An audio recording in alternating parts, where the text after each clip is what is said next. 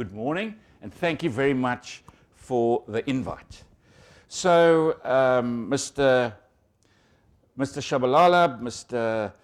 Dr. Hoffman, Prof, I asked a question, and it was, how many people are here from other countries? And I first heard 30%, and then I heard 60%. Now, that really interests me, because I also heard the words networking and collaboration. And really, I'm going to talk a little bit about this ecosystem in the southern tip of Africa today. Because, of course, I'm in a room with a whole lot of really smart people who are the future of our world and the future of this region. Can I ask you, how many of you are from outside of South Africa? Wow. All right, so now I have to rethink what I'm going to say. So can I say welcome to the southern tip of Africa?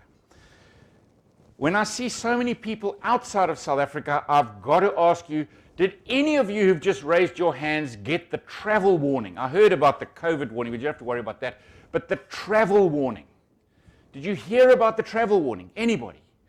The dust that we have here in the southern tip of Africa. We have a dust here. There's a dust that when you spend time here in Africa, especially in the southern tip, this dust is going to get on your skin. You won't know it, but it gets on your skin, a layer of this dust. And what is going to happen to you is when you get home to wherever you come from, this dust, which gets under your skin, is going to cause an itch. You will feel it. You'll get this itch. You'll wake up with that itch. Now, of course, there's got to be an antidote. There's got to be a vaccine. There's got to be a serum. There's got to be something that's going to help you out. Now, just bear this in mind. The easiest way to solve the itch is to actually just book a ticket and come back here again. If you can't do that, go down to your local store and buy some wine that comes from this region. It has that dust in the terroir, and it will help that itch, I promise you. But welcome. Thank you very much for giving your time to be here in this amazing place called South Africa, or the Cape. So, what is my job? I'm a politician. I'm about policy. I'm about ecosystems. My focus and my job and what our government focuses on is safety, jobs, and dignity. I mean, that's if I have to narrow it down, what do? Safety, jobs, and dignity. And in actual fact, if I was talking to my cabinet right now, which I will be doing later this week, I will be saying to them, this year, although we all focus on those three things, my job this year is going to be focusing on safety and energy. And of course, your business relies on energy. And we have got a huge energy deficit in our region, and that's what I've got to be thinking of. We were having a short discussion earlier on the role of green hydrogen in the future. What is this region's role in green hydrogen? We've got our neighboring province, the Northern Cape. It is probably one of the better places, if not the best place in the world, for solar radiation and turning the sun's energy into electrical energy, or hopefully much more ammonia so we can transport it to various parts of the world. But I must say that my job is actually the ecosystem. And I don't know how long I'm going to be able to spend with you, but as you've heard, collaborate, network, and I really am interested not actually in what you are all interested in. I'm interested in what's getting in your way. What's the blockage? Why can't you do what you want to do? Why can't you innovate? I need to make sure that just as all those hands went up today, that those are the hands that say, in actual fact, we're going to come and live here in the southern tip of Africa. We're going to come and contribute to this region which I like to call Silicon Cape. Many, many entrepreneurs, and specifically tech entrepreneurs, in the past 20 years and 30 years, many of them have gone out into the world to other parts of the world. And sometimes when I look at from the Elon Musks to the Vinnie Linghams to the Roelof Botha's, I think about why. Why did they go to other parts of the world to take their brain power, their innovations, their thinking, and hopefully now added a whole lot of other thinking, deep learning, machine thinking, AI, etc. Why did they go somewhere else and not here? So what do we need to do to flip that around? So many times in a day, and especially at this time of the year, here in the southern tip of Africa, I'll be invited to a lunch, or I'll be at a function, or I'll be somewhere, and I'm actually meeting people from other parts of the world who are either just here for a few weeks because it's the summer season and the summer holidays. But how many international people I meet every single day who tell me, no, they are coming to live here. They are coming either as a remote worker, they are coming to move their families here, they are coming to build their businesses here. And it's quite interesting because many South Africans are still wanting to follow in the footsteps of those other innovators and go to Silicon Valley or go to Eindhoven or go to some other part of the world because they think that's where better opportunities lie. And I want to say no. But perhaps there was a blockage. And so red tape reduction, enabling the ecosystem, making sure we're building the capacity for that future Silicon Cape, future Cape, that region, that's what I'm interested in. How do I build that region? I've got to make sure it's safe. I've got to make sure you've got enough electricity. But once I've got those done, you guys need to do what you need to do. And so perhaps I can put a couple of teasers out there. Those of you who come from the region will know what I'm talking about, I hope. Those of you who perhaps have never been here will be able to look this up, will be able to say, hang on a second, perhaps this is a good idea. And so I speak about Silicon Cape. And Cape Town and Stellenbosch, when they get measured in Africa, really backed way above, or boxed way above their fighting weight. And this ecosystem has been developing really, really nicely over the last while. I was looking at fintech the other day, and you look at a couple of these companies who are not going to other parts of the world. In actual fact, they are attracting investment into this region. And I think about the fintech companies that we are developing here. And when it comes to fintech, in actual fact, this region is really playing an unbelievably important role in the future economies of the world. I know it from my own experience. I remember traveling to Canada just before the lockdown, and I'm a cyclist, and I don't know why I put my credit card in my back pocket, because in actual fact, if you live in this region, you never take a credit card with you anymore because everything is run on your phone, and all those companies and those tech companies, especially those fintech companies who enable all of these payments.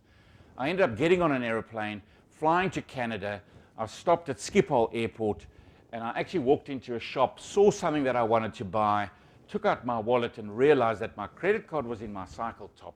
I had not $1 on me. I had not one mechanism of old-fashioned payments. All I had was my phone. And I said to the shop, what app can I use? And he didn't know what I was talking about. And I said, is there a bank I can go and speak to in this airport that I can go and make sure I download the right app? He didn't know what I needed to do. I said, but I come from Africa. We pay on our phones. We use apps. No, not here in Europe.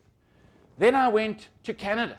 In Canada, I had to get my wife to transfer money through a postal order. I took my passport and went to the post office to go and get some cash because I didn't have any mechanism for payment in Canada. The last one company here in this region, which I really, really love the entrepreneurs and the innovators, Yoko. And I look at Yoko, it's a small card payment company or fintech company, and their last investment was $106 million. And for us in rands, that's quite a lot of money. But the real interesting thing for me is during the COVID-19 pandemic, how this bank was contracted by the World Bank because they had no mechanism of really identifying what small businesses were doing during lockdowns and how they were trading. And here you had what we call in our region spaza shops or house shops. This is really the kind of entry level of trading across many of our poor communities, but they are all using flash and smart card systems and apps and tech, and how the World Bank was looking at the data from some of our fintech companies to actually understand what was happening in Africa during a pandemic globally. I think of EdTech and a number of the education platforms where global companies are investing into our education tech space. I think of the biotech environment, especially for us in agri, which is a big part of in this province, our economy. In South Africa, this province is 55% of the country's agricultural exports. And we have got amazing innovations that come out of agriculture because we have to compete. We have to compete with all the countries in the world to make sure that we retain those markets. In a place where climate change is hugely affecting us, we've got to become smarter and smarter every single day to compete. We do that very, very well. But you guys are the future of making sure that these kind of sectors remain relevant, remain competitive, and are still going to play a huge role. And so all of it at the end of the day really comes down to, have we got the right ecosystems? What red tape needs to be moved out of the way?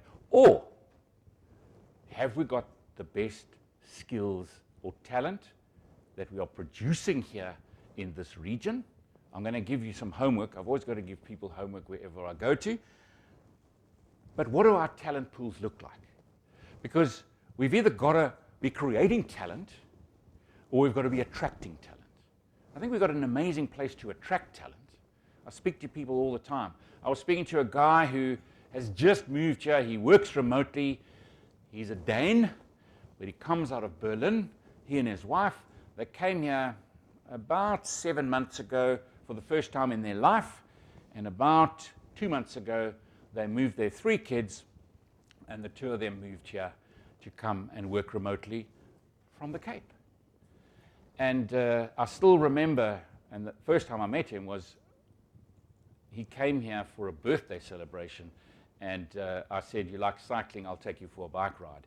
And I remember the day before he was going back to Europe, he said to me, "Which schools would I recommend?" And I could not believe that after a few days in this region, he was asking me about schools. A few months later, he was living here. But the most interesting thing, and this is again where South Africans will understand, and perhaps not people from other parts of the world, but he said, I've got the same income, I'm just living in another part of the world, I'm going to spend the same amount of money on my apartment in Cape Town that I spend on my apartment in Berlin.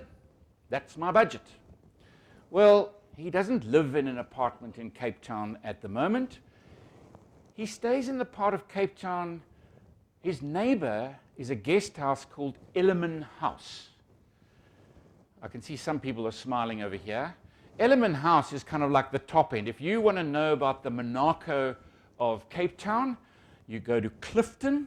Now, Ellerman House is above Clifton, and he lives next door to Ellerman House in some footballer's mansion that he rents for the same price that he normally would pay for his apartment in Berlin. And the great thing is next week he's asked me to come and chat to his company because they are pulling together all of their data specialists from around the world because they all work remotely. But sometimes you need to have, like we've got here, eye to eye, and we can actually have that networking session. And he's putting together his networking session.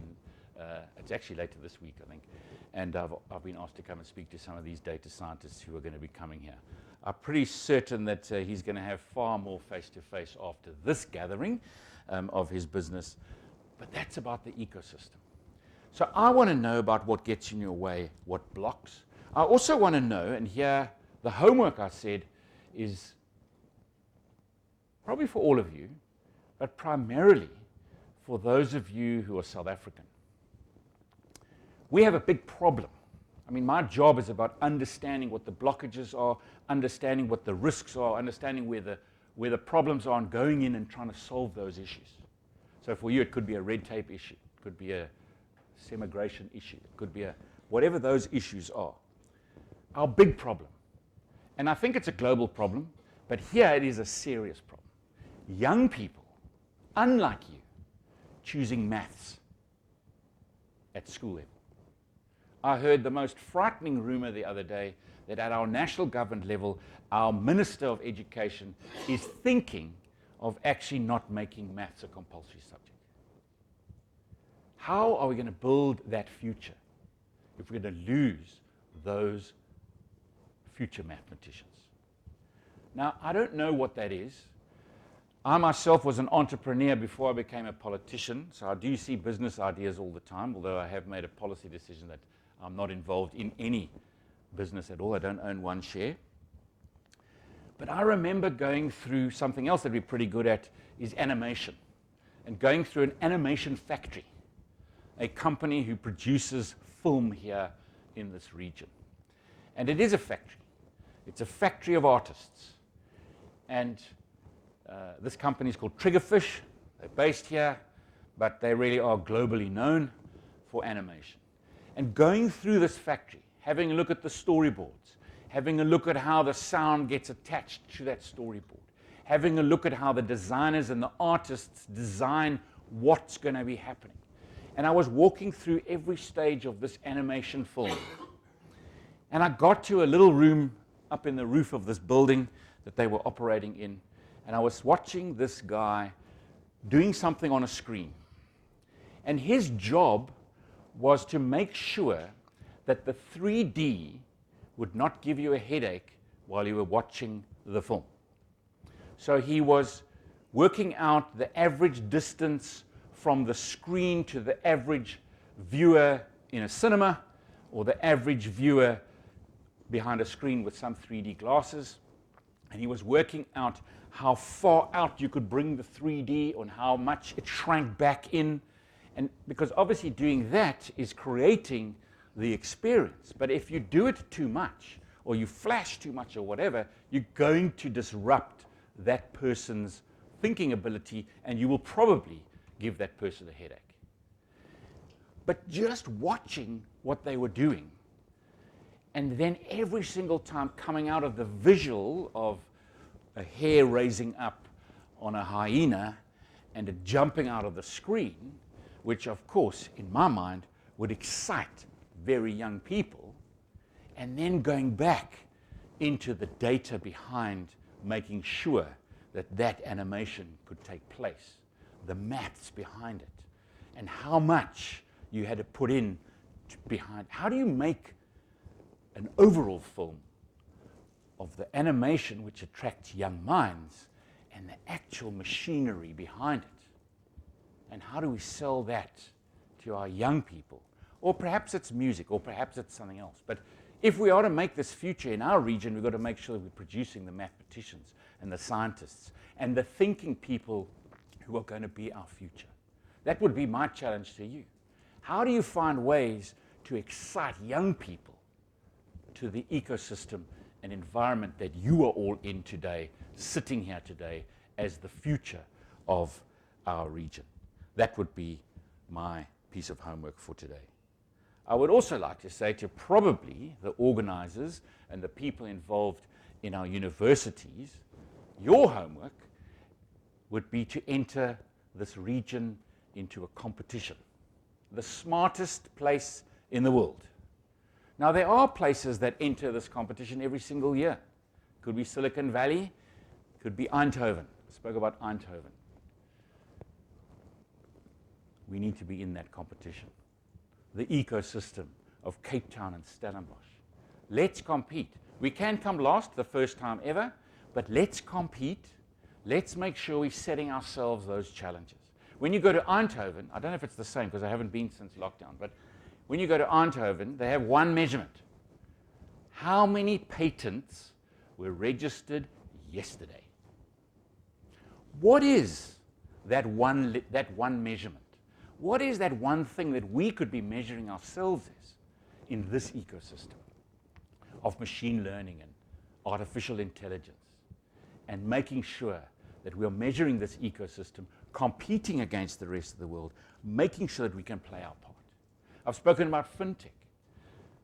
You spoke about Prof. de Oliveira and our ability here in the southern tip of Africa to be a leading region when it comes to the research and analysis in the biotech space, in the medtech space, in the preparing our world for whatever the next pandemic is going to be. And we are the perfect place to be doing that because we are a melting pot of cultures. We've got high Gini coefficients. We've got, you name it, we've got a biodiversity of the plant kingdom that's second to none. In Khayelitsha, during the COVID-19 pandemic, which is one of the poorer regions of this place that you're in right now, this Silicon Cape, only had one wave of the pandemic. One wave. When the rest of the world were going into 4 and 5 waves. Why? What changed and what gave immunity so quickly? There are a whole lot of reasons. I know they're busy studying it at the moment, but that just shows what kind of ecosystem we've got here and what kind of advantages we could have, not only for this region, but for the world. What about mobility and the future of mobility and the tech and innovation and ecosystem around mobility? I'm wearing a shirt at the moment which is talking about our green economy. These are all the entities that we support as a government. But there is also a little map. That map is of an event happening in February. It's called the Formula E, the Electric Vehicle Grand Prix, happening here in this ecosystem in the southern tip of Africa. That means that in February, we're not going to have all the petrol heads here, we're going to have all the battery heads here. That for me is super important because we don't have enough electricity. What are the opportunities and innovations that are going to come out of having the world's battery heads in Silicon Cape, in future Cape? These are all opportunities that are there for us. That's why I support an event like that. That's why I really want to come and listen to your problems, your issues, your blockages, but also to welcome you here, to say thank you to the sponsors, to the people who said, let's pull a set of minds together for a summer school to make sure that we are pushing those boundaries to the next level. And we are doing it here in this beautiful place called the Cape. So it is a privilege to be here. Don't forget when you get that scratchy skin that you can go and solve it by a bottle of Cape wine.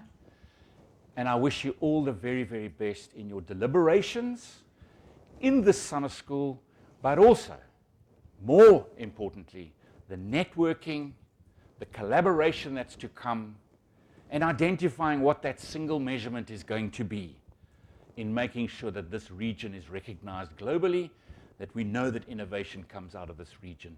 We can, in the future, say that Silicon Cape and Future Cape is a place to be, and it's a place where this innovation comes from. Thank you very much.